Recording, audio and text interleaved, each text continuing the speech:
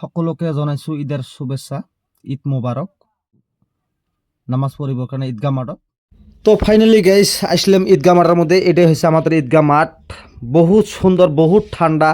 আজকে যদিও বৃষ্টি নাই, আজকে আপনারা হয়তো কয়েকদিন থাকি দেখবেন নিশ্চ ধারাখার মানে বৃষ্টি পড়বে নিচ্ছে।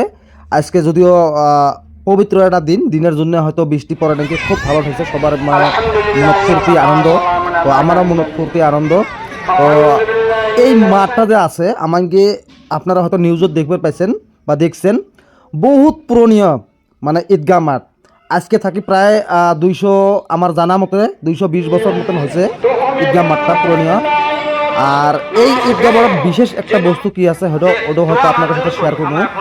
এই ঈদগাহ মাঠটার মধ্যে হয়েছে একটা বট গাছ আছে। এই যে গাছটা দেখে গেছে, বহুত বড় বট গাছ।